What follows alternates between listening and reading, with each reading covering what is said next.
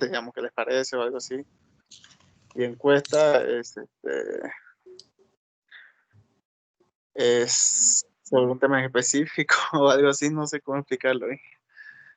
Ya, gracias. A ver, alguien que pueda aportar. Inge, ¿se podría decir que un cuestionario es escrito y una encuesta es oral? No. A ver, la gran diferencia hemos explicado el día de ayer. ¿Cuál es? ¿Algún voluntario?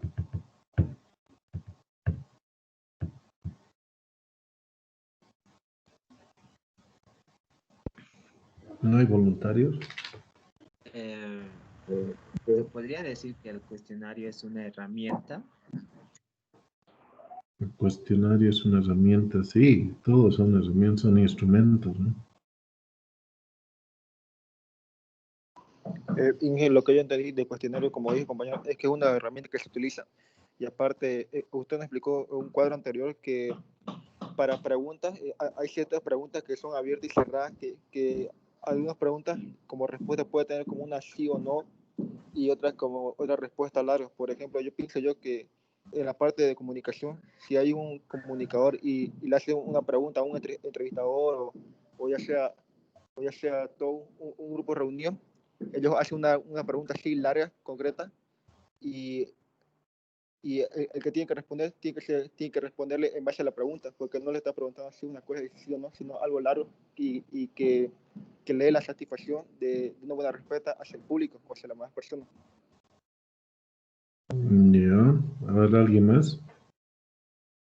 Se podría decir, digamos, por ejemplo, en un examen, digamos, el cuestionario, se resolver el siguiente cuestionario, y el cuestionario ahí tendría que ya ver, digamos, el ingeniero o docente, si está bien o mal la respuesta, digamos, de acuerdo a la pregunta que ha hecho, y en el cuestionario es dar, digamos, nuestro punto de vista, o sea, de algún tema que no hayas dado, que no hayan dado, o algo así. Y a ver, para aclarar un poco más, el cuestionario es una herramienta de investigación, lo que más se utiliza, ¿no? ¿Qué tiene un cuestionario? Tiene preguntas, es un instrumento, una herramienta de recolección de datos. Pueden ser cualitativos o cuantitativos. Estas preguntas están dirigidas a ese tipo de preguntas abiertas, cerradas, pueden ser cualitativas, cuantitativas, para conocer o evaluar el criterio de una persona o de más personas. La encuesta es también una especie de cuestionario de algo similar, pero que se aplica a un volumen considerable de la población, a un grupo masivo, pero con la finalidad de detectar tendencias o comportamientos, ¿no?, entre otros objetivos, ¿no? Queremos saber, por ejemplo, cuál es el sondeo de opinión de la población en determinado sector. Por ejemplo, cuál es la inclinación política que tiene o la afinidad hacia algún partido en vista de las elecciones. Entonces, eso como se debe aplicar a un conjunto grande de la población, ya constituye una encuesta porque nos va a dar tendencias, inclinaciones, ¿no? Entonces, esa es la principal diferencia. El cuestionario puede ser a un grupo reducido, la encuesta es un grupo masivo de personas. El cuestionario es para conocer qué opina cierto sector reducido de la gente, en cambio la encuesta implica el conocer tendencias sobre el pensamiento general de la gente, ¿ya? Entonces, el público al que va dirigido y la finalidad, el público a nivel de número y la finalidad expresada como tendencia o inclinación es lo que nos hace la diferencia entre cuestionario o encuesta, ¿ya? Entonces hemos visto este proceso de construcción del cuestionario a nivel de detalle, ¿no? Hemos visto que debemos basarnos en cierta literatura o también en proyectos similares. Si es que estos proyectos similares se asemejan a nuestro proyecto de investigación, vamos a tomarlos como base y los vamos a adaptar para nuestro cuestionario. Vamos a hacer unos arreglos justamente que sean necesarios para que se adapten estos cuestionarios a nuestro trabajo de investigación. Caso contrario, vamos a desarrollar un cuestionario propio. Esas preguntas van a tener niveles de medición, van a tener escalas, etc. Asimismo, tenemos que determinar la codificación de esas preguntas cerradas y también de las preguntas abiertas que tengamos en el cuestionario. Vamos a elaborar, hemos dicho, la primera versión. Luego vamos a consultar con expertos o personas entendidas o familiarizadas con el tema de investigación y vamos a preguntarles si está bien o mal nuestro cuestionario y cómo podemos mejorarlo. En base a las sugerencias, ajustamos la primera versión y con todo ello ya entrenamos a los encuestadores y supervisores. Ya hemos mencionado por qué es importante aquello. Una vez entrenados, llevamos una prueba piloto dirigida a un grupo muy pequeño para nuevamente detectar errores u omisiones que hayamos tenido en esa primera versión. Luego volvemos a hacer las correcciones en base a los resultados que nos arroje esta prueba piloto y pasamos a hacer la elaboración final del cuestionario. Para ello decidimos en qué contexto se va a aplicar, cuándo se lo va a aplicar y a quiénes se lo va a aplicar. Por último, en base a la aplicación y la obtención de los datos, vamos a codificar esas preguntas también abiertas. Ese es el proceso general que sigue un cuestionario en cuanto a su construcción, a su diseño, etc. Una vez aplicado el cuestionario, obviamente tenemos que considerar otros aspectos. El tema de la aplicación tiene que ver también con el diseño, ¿no?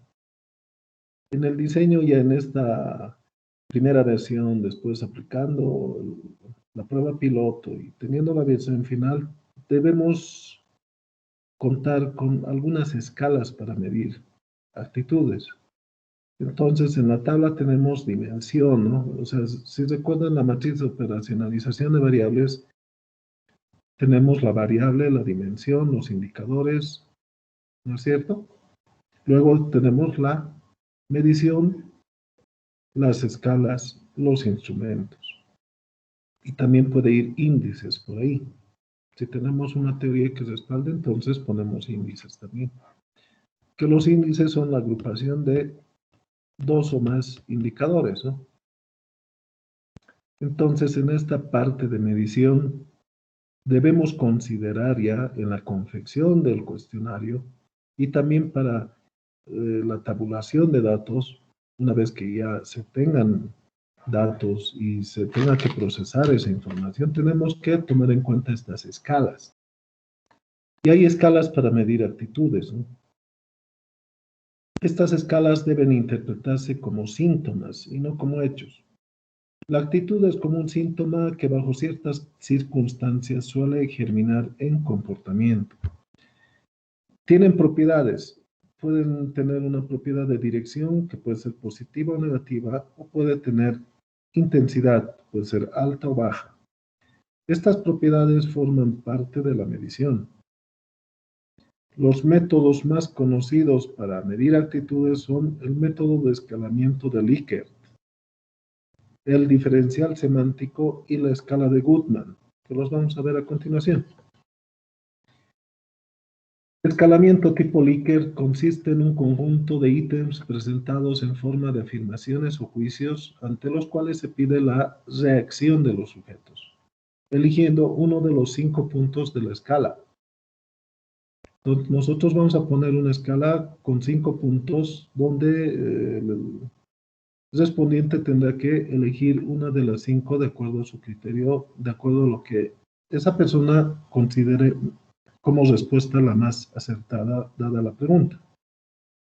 Estas afirmaciones califican al objeto de la actitud que se está midiendo y deben expresar solo una relación lógica.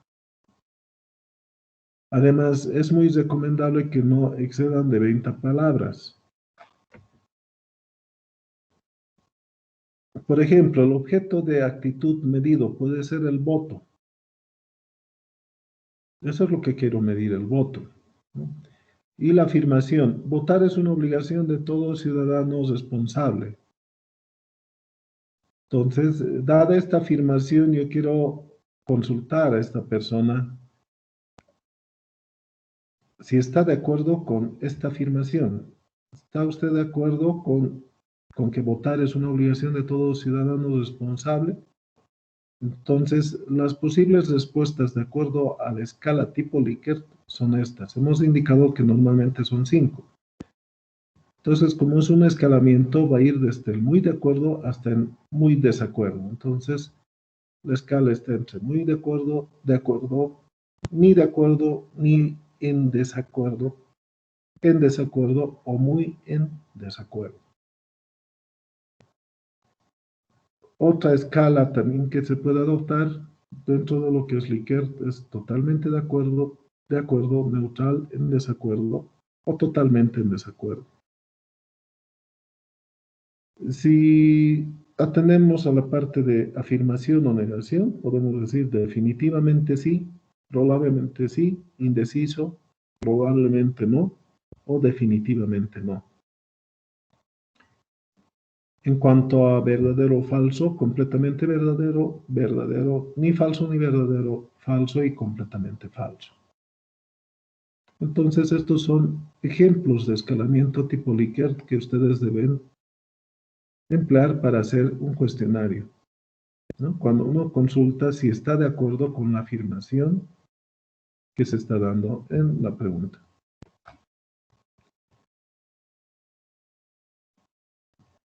¿Cuál es la dirección de las afirmaciones, no? Podemos ir dentro de lo más favorable a lo más desfavorable. Entonces, más favorable desde el muy de acuerdo hasta el muy en desacuerdo. Y lo mismo para el tema de desfavorable. Dada la afirmación de que el Ministerio de Hacienda ayuda al contribuyente a resolver sus problemas en el pago de impuestos. Este es el tema cuando es favorable. O el Ministerio de Hacienda se caracteriza en obstaculizar al contribuyente en el pago de impuestos. Cuando hacemos este tipo de criterios como lo más desfavorable. Entonces son ejemplos, ¿no? ¿Cuál es la forma de obtener puntuaciones? Las puntuaciones en las escalas de Likert se obtienen sumando los valores alcanzados respecto a cada frase.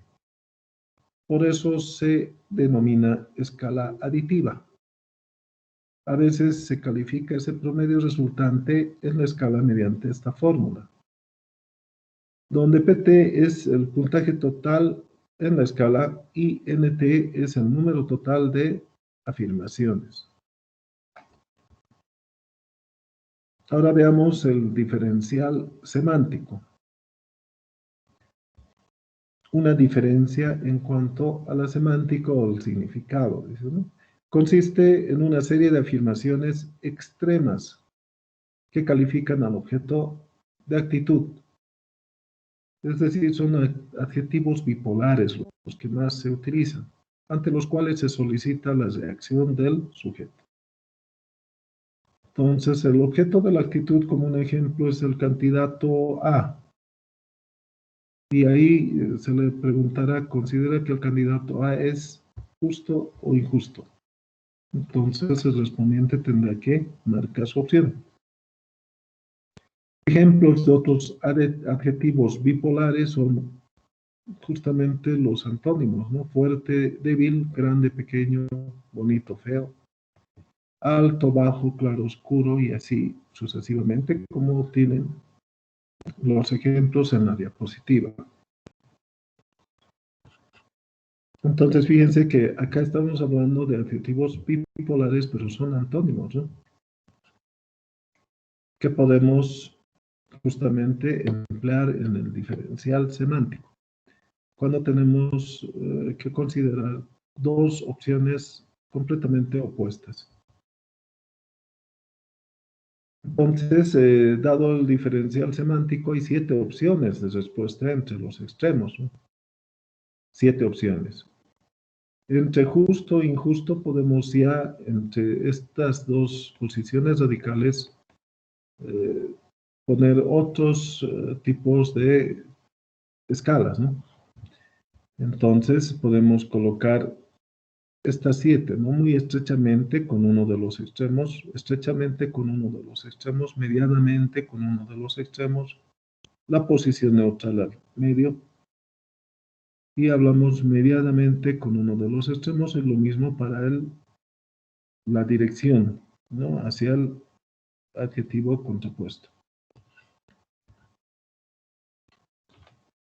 ¿Cómo se van a codificar esas escalas? Entre ambos extremos podemos utilizar una codificación del mayor al menor. Es una forma, ¿no? Dándole la mayor ponderación al adjetivo que tenga un significado positivo, ¿no? En este caso, justo, ¿no? Es algo positivo, entonces le doy el máximo valor de 7. Y al injusto le doy un valor de 1. Entonces hago la escala decreciente, es una forma. Otra es colocar el 0 en la mitad y colocar valores positivos hacia ese lado correspondiente y valores negativos hacia el otro. Para la versión final hay que generar una lista de adjetivos bipolares exhaustiva y aplicable al objeto de actitud a medir. Construir una versión preliminar de la escala y administrarla a un grupo de sujetos a manera de prueba piloto. Nuevamente nosotros hablamos de prueba piloto. ¿Para qué se hace la prueba piloto? Es justamente para detectar errores, ¿no? Puede ser que en algunas preguntas nuestra escala esté en el rango de lo positivo con números positivos, pero tal vez alguna persona de nuestro equipo de trabajo haya codificado en unas preguntas de esa manera y en otras de manera diferente. Entonces, la prueba piloto nos va a servir justamente de detectar, nos va a servir para vislumbrar esos errores. Luego tenemos que correlacionar la respuesta de los sujetos para cada par de adjetivos o ítems. Calcular la confiabilidad y la validez de la escala total. Y seleccionar los ítems que presenten correlaciones significativas con los demás ítems. Y por último hay que desarrollar la versión final de la escala. Se califica el promedio resultante de la escala mediante esta fórmula, ¿no? Nuevamente, PT es la puntuación total en la escala y NT es el número total de ítems. Podemos poner NI o NT, es indiferente. Por último, está el escalograma de Goodman. El propósito de esta escala es medir la unidimensionalidad actitudinal. Mide solamente una dimensión. De acuerdo con el supuesto de que la actitud íntegra está contenida en una sola dimensión, es decir, los enunciados o afirmaciones deben estar relacionados unos con otros. Los encuestados son enfrentados a responder el conjunto de opciones o alternativas que se pueden dar en la dimensión actitudinal. Estas opciones se presentan en una especial disposición de tal manera que las alternativas o preguntas midan la intensidad de la precisión o la opinión. Supongamos que estamos midiendo actitudes frente al aborto. Entonces, para medir estas actitudes frente al aborto, se ha diseñado, indica la diapositiva, un conjunto de ítems relacionados con el tema. Entonces, una pregunta puede ser, ¿está usted de acuerdo o en desacuerdo con que el aborto sea permitido en las siguientes circunstancias? Primero, cuando la vida de la mujer está en peligro. 2, en caso de incesto o de violación. 3, cuando el feto muestra clínicamente riesgos graves de salud. 4, cuando hay consentimiento paterno. 5, cuando la mujer no puede criar responsablemente el futuro del niño. Y por último, cuando la madre lo considera pertinente. Entonces, tenemos estos 6, justamente son 6 los criterios que nos dan esas circunstancias que justifiquen un aborto. Entonces, vamos a poner justamente este escalonamiento de Goodman, ¿no? En función de lo que hemos indicado. Entonces, el riesgo de la mujer, incesto, violación, malformación fetal, consentimiento paterno, irresponsabilidad de la madre o irresponsabilidad materna y la decisión de la mujer. Son los 6 criterios que hemos mencionado acá. ¿Sí? Y aplicamos justamente la consulta si están de acuerdo. Entonces vamos aplicando la consulta a 6 personas también y nos dicen que, por ejemplo, la primera persona está de acuerdo con todo esto, ¿no? Entonces hay una escala justamente de prioridad de la A a la D y ellos, bueno, van calificando de acuerdo a su criterio con esta escala, de acuerdo a lo que justifican dada la pregunta, ¿no? Entonces simplemente vamos respondiendo y la persona que va a llevar la codificación y el conteo de las respuestas va a ver solamente las de alta prioridad que están con letra A. Entonces, las respuestas van a tener un conteo en ese caso. Por ejemplo, para la persona 2, le ha dado con criterio A estos 4 factores.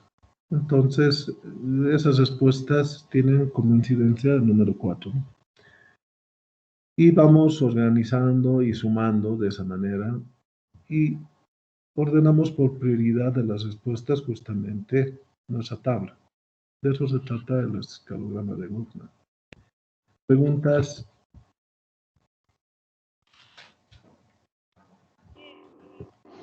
¿Se va a contar solo Un poquito más fuerte, por favor, Milenka. sí, estaba olvidando?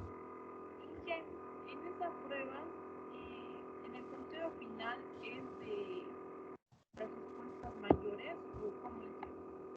No lo escucho bien, alguien ha podido escuchar, tal vez, no sé.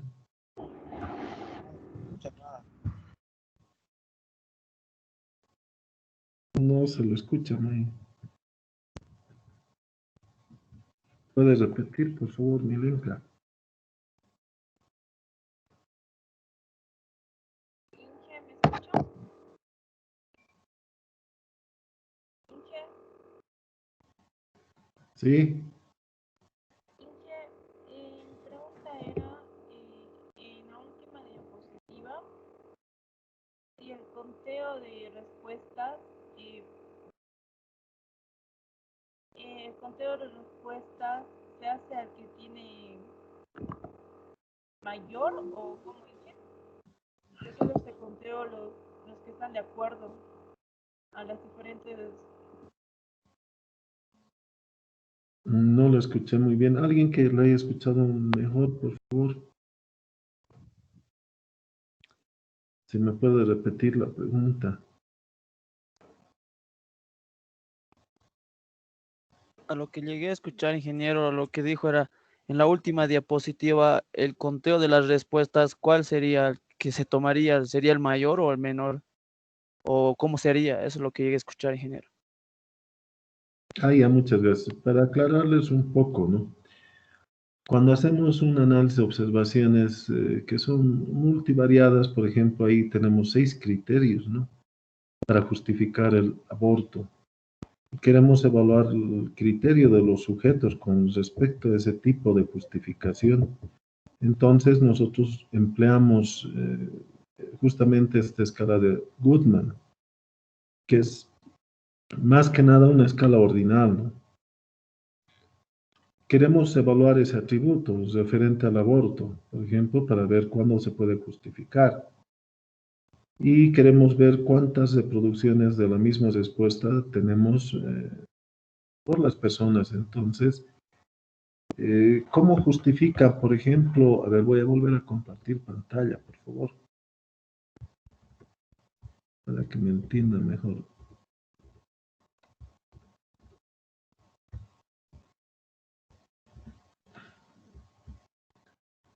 Entonces acá se puede observar, por favor, nos retroalimentan.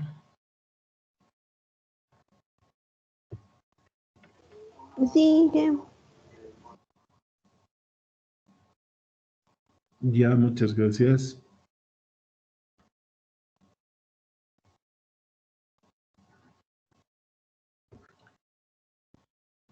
Estamos viendo que la escala de Goodman no es dicotómica, sino aquí tenemos 6 criterios para justificar el aborto, ¿verdad? No interesa el orden de estos criterios, de estas variables, no interesa, pueden estar en cualquier orden, es otra característica. Entonces, repito, no son dicotómicas, no son cerradas, sino pueden ser varias opciones donde el orden no interesa. Entonces, hay una sensibilidad al registrar el atributo justamente, ¿no? Entonces, si nosotros aplicamos este escalograma de Goodman a las personas, en este caso también coincide el número 6 personas, para la primera persona, perdón, para la primera persona podemos hacer pues un criterio de A hasta D, donde A puede ser muy de acuerdo y D muy en desacuerdo, ¿no? Podemos hacer una escala tipo Likert también para esas respuestas, ¿no? Al mismo tiempo. Entonces, podemos decirle que responda a si está muy de acuerdo en justificar que el aborto se dé cuando la mujer está en riesgo. Entonces, esta primera persona va a responder A. Si considera también que es importante hacer o practicar el aborto cuando hay una violación y así sucesivamente, esta persona va a estar completamente de acuerdo con este conjunto de criterios o opciones. Entonces, para la primera persona, ¿cuánto justifica el aborto? En síntesis, va sumándose lo que es más representativo en base a esa respuesta que está dado con A, en orden de prioridad. Esta persona está justificando plenamente el aborto con sus respuestas. La segunda persona le da más criterio a ciertas justificaciones, ¿no?, para el aborto. Entonces, 4 de estas consideraciones justifican el aborto para la segunda persona. Entonces, por persona nosotros vemos cómo están respondiendo justificando el aborto. Por ejemplo, la última persona solamente justifica en el caso de incesto y violación, y lo demás no le da una ponderación muy alta, ¿no? Pero a nivel individual tenemos las respuestas que están en la parte derecha. Pero a nivel vertical, si nosotros vemos criterio por criterio, podemos ir contabilizando lo mismo. Entonces, cuando la mujer está en riesgo, ¿cómo así las personas justifican el aborto? Entonces, acá, ¿cuánto sumaría esto? Sumaría 5, ¿verdad? En el segundo caso, sumaría también 5. En el tercer caso, 3. En el cuarto, 3 o 4. 4, ¿verdad? En el quinto caso, 2. Y en el sexto, 1. Entonces, acto seguido, tenemos que también ordenar, no solamente por filas, sino por columnas.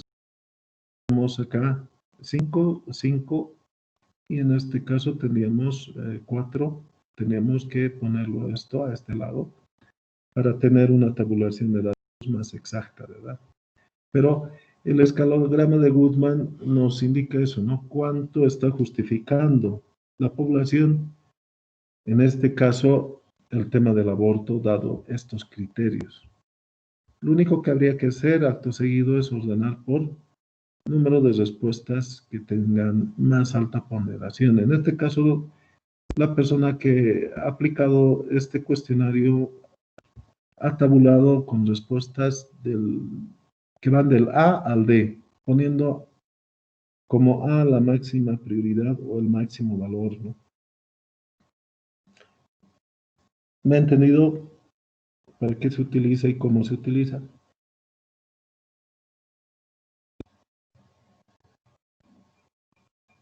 ¿Quién preguntó? Milenka, creo, ¿no?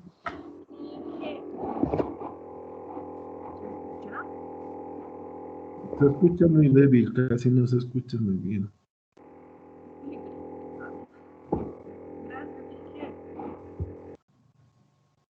¿Se entendió? Sí,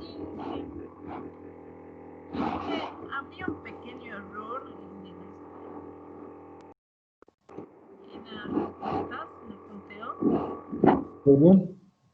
Habría un pequeño error ¿Dónde? en el último conteo de respuestas de A. ¿En qué parte? ¿2, 4, 5, 6? ¿En cuál reglón, por favor? No sería 2, ¿Perdón? que en vez de 1 no sería 2, Sí, porque acá por favor hay un error, acá en la última, por favor, consideren eso, son 2. Aquí hay un error de typeo. ¿Ya? Muchas gracias. Aquí hay, este es 2, por favor, esto corrijan ustedes, ¿ya? Muchas gracias por su observación. ¿Alguien más, por favor?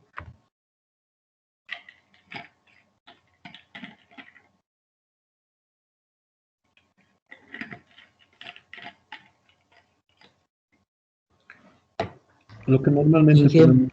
Sí, dígame. digamos, si en algún caso en el cuestionario, digamos, si ponemos explica el resultado o explica el motivo por el cual eligió ese resultado, ¿cambiaría el sentido de la pregunta o de ese cuestionario? O no afectaría si se pone eso? Dependiendo de la pregunta y dependiendo del público al que hacemos la pregunta, ¿no? Si es una pregunta muy técnica, de acuerdo a un área del conocimiento, si por ejemplo hablo de un tema muy técnico específico y hago el cuestionario a este público, ¿no? Y la pregunta no es muy rebuscada, sino más bien es de conocimiento que debería ser general para este tipo de profesionales. Entonces no debería afectar el sentido de la respuesta, ¿no? Es como si a un ingeniero electrónico le preguntaría sobre lo que es un campo eléctrico, por ejemplo, y cómo afecta al diseño de nuevos circuitos, ¿no? La cercanía de los campos eléctricos en un laboratorio. Entonces, una persona que está familiarizada con este tipo de conceptos me podría responder sin duda alguna, ¿no? Lo que le estoy preguntando. Pero si es una persona que no pertenece al área y le estoy preguntando temas técnicos como ese, obviamente va a influir en su respuesta, ¿no? O bien no va a responder o va a responder cualquier cosa por responder, ¿no? Entonces mi respuesta a su pregunta es, bueno, a veces sí, cuando la pregunta está mal hecha, obviamente vamos a direccionar en mal sentido la respuesta de esa persona porque la pregunta no está para el nivel de formación de esa persona o tal vez no esté de acuerdo al nivel de conocimiento de esa persona. Pero si tenemos el cuidado de hacer la pregunta correcta a la persona correcta, de acuerdo a su nivel de formación, educación, entonces no debería afectar, ¿no? ¿Alguna otra pregunta?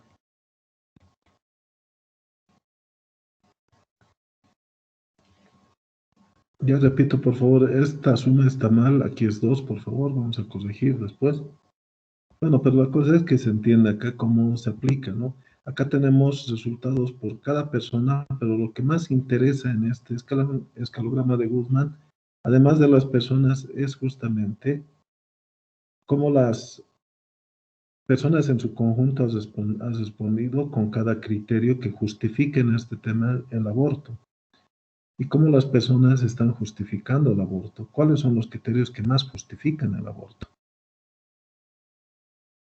¿Ya? Entonces no es dicotómico, no son solamente dos extremos, ¿no? Sino, acá no vemos dos extremos, sino es multivariante, tenemos muchas variables acá que pueden justificar el aborto.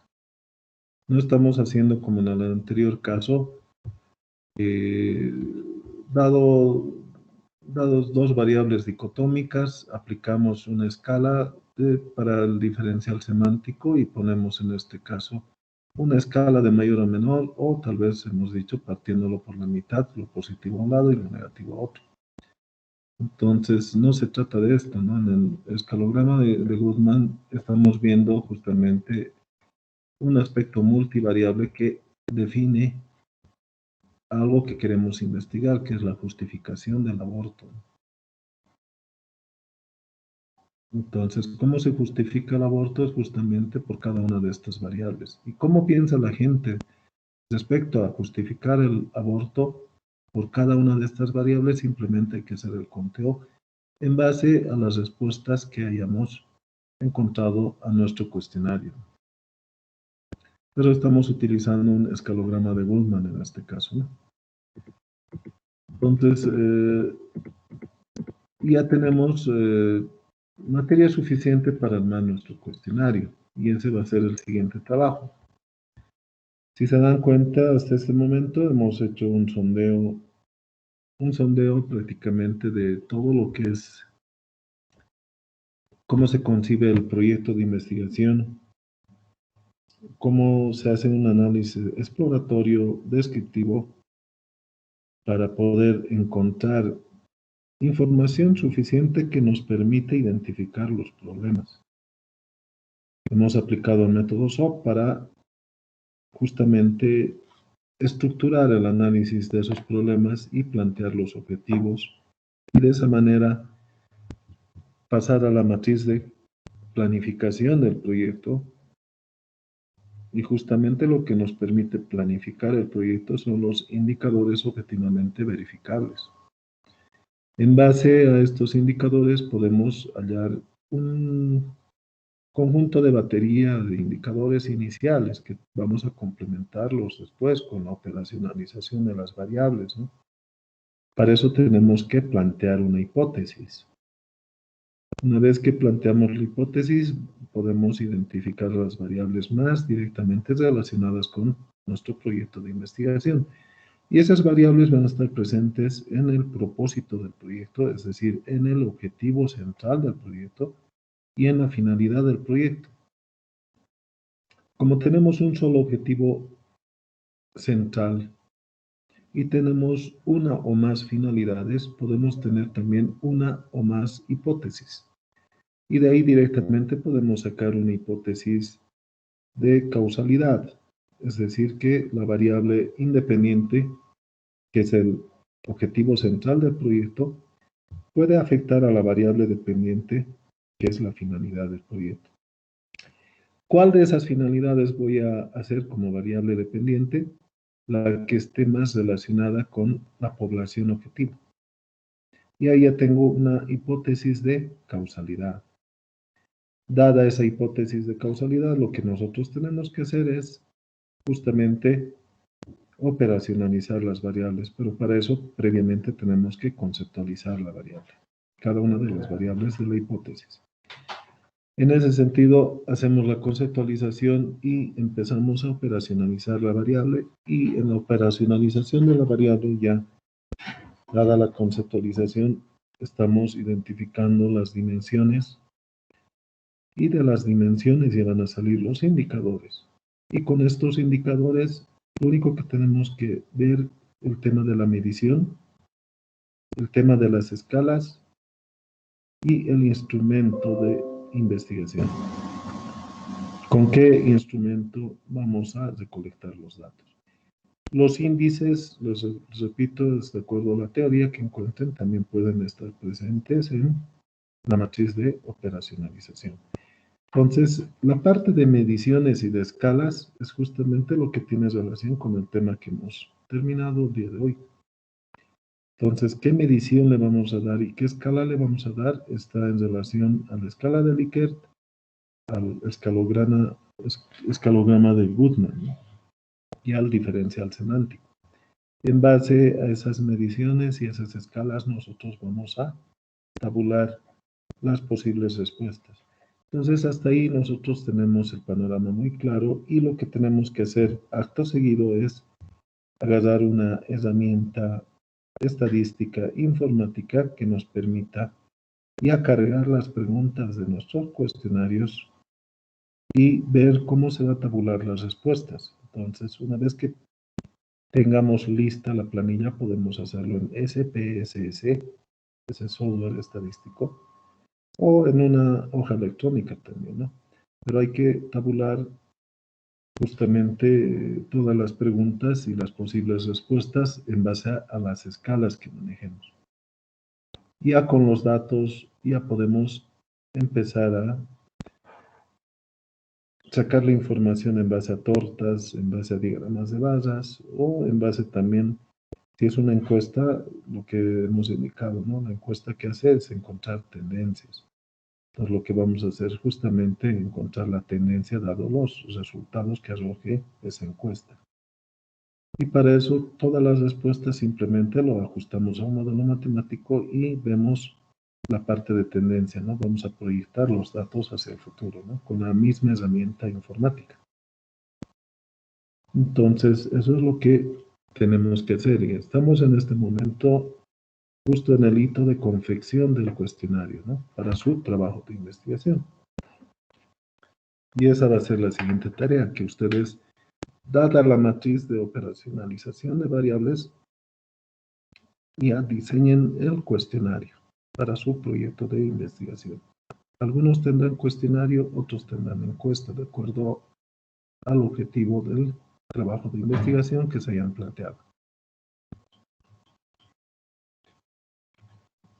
Bueno, en vista que tenemos 4 respuestas hasta el momento, lo que vamos a hacer, por favor, es darles esta media hora que resta para que completen y envíen. Voy a ampliarlo hasta las 13:30, ¿está bien? Sí, Ya, está acá, por favor. Muchas gracias. 13:30, ya tienen el link, porque ahorita ya tienen el link, ¿verdad? sí, Ya háganle clic y van a poder entrar tranquilamente. Y está ampliado y por favor, fíjense, y está la hora acá, 13:30, entonces pueden volver a entrar y las personas que no han subido pueden subirlo hasta esa hora. A ver, vamos a esperar qué ocurre hasta las 13:30. Voy a estar viendo las respuestas. Ya, entonces aprovechen esta media hora, por favor, las personas que todavía no han subido su trabajo.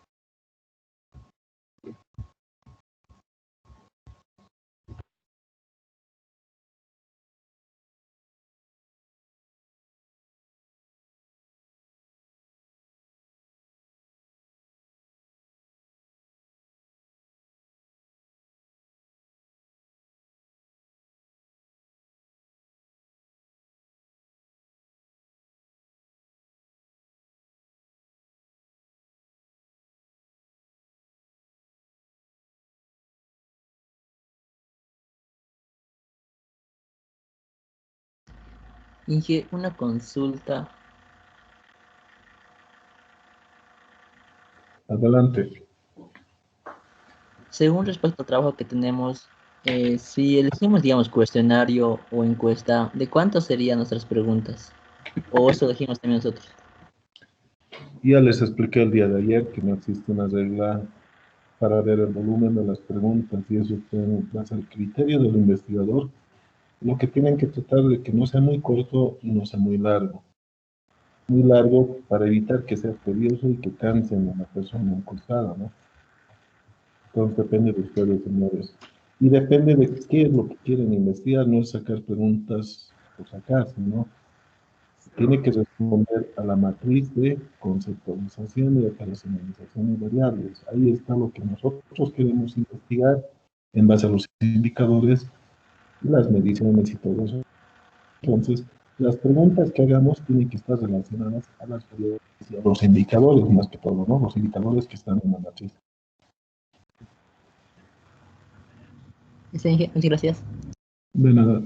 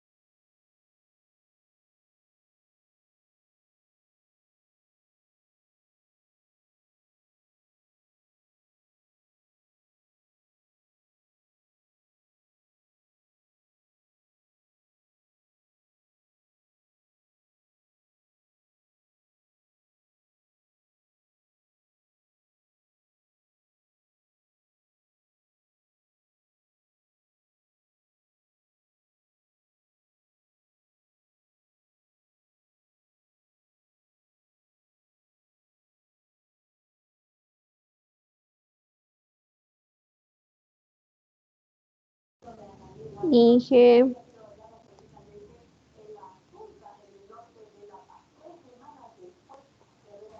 Georgina, dígame.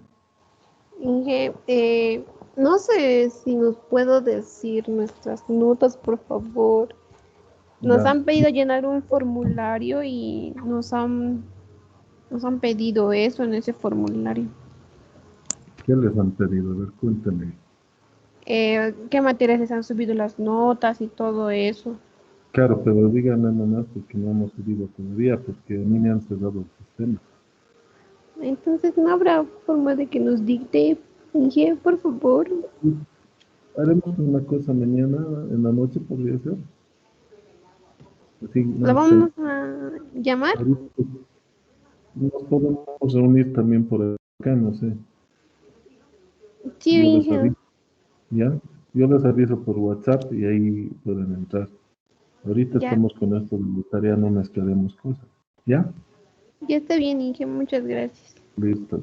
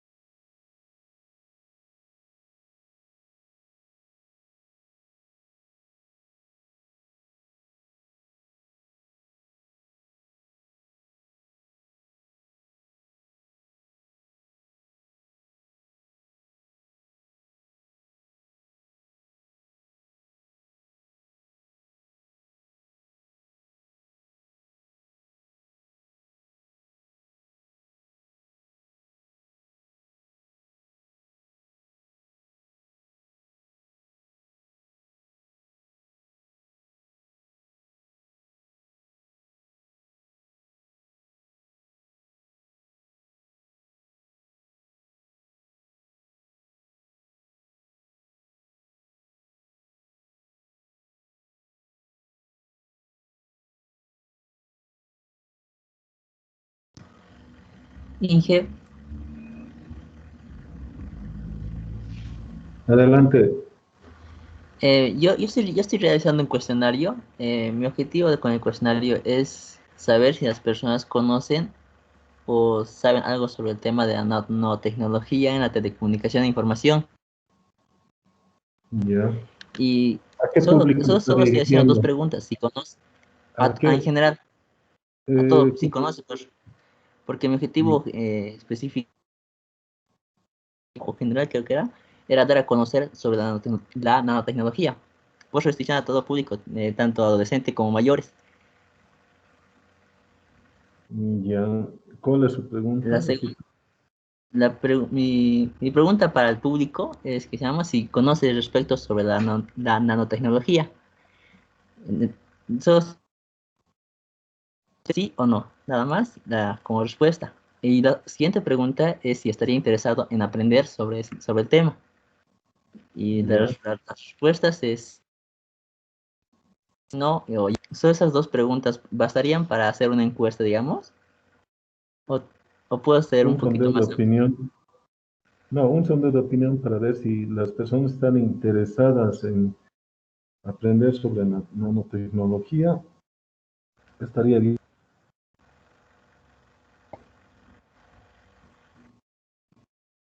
Si solamente No, no lo entendí. si es un sondeo de opinión para que usted pueda definir si las personas están interesadas en aprender lo que es nanotecnología, me parece bien las dos preguntas, ¿no? Ya. Entonces, ¿lo amplío un poco más o bastaría, digamos, para hacer la encuesta, No digamos, solamente basta, para tener un estándar, basta, digamos? debe ser concreto. Claro, debe ser concreto. Y si solamente me interesa saber si la gente está dispuesta a aprender lo que es nanotecnología, entonces directamente podría preguntar eso, ¿no? Ya está bien. Sería Muchas gracias. bien las dos preguntas, ¿no? No a usted, pues hasta luego.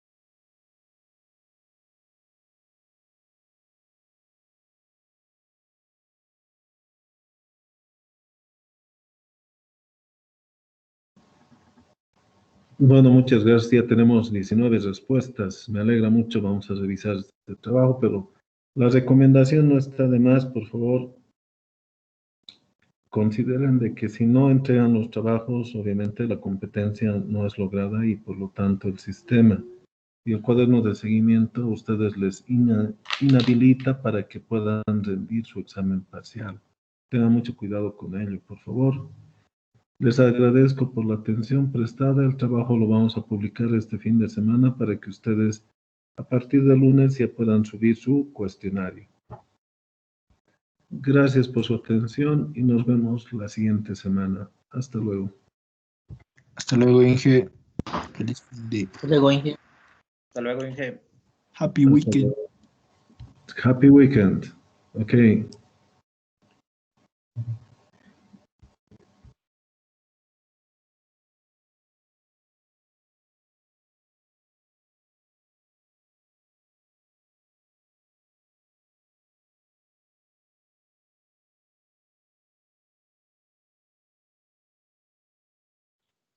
Hasta luego, Inge.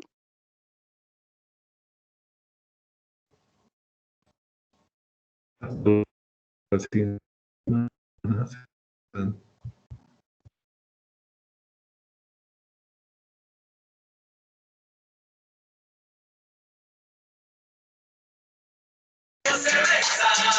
Hasta luego, Inge.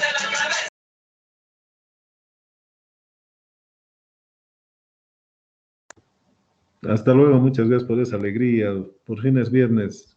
Disfruten.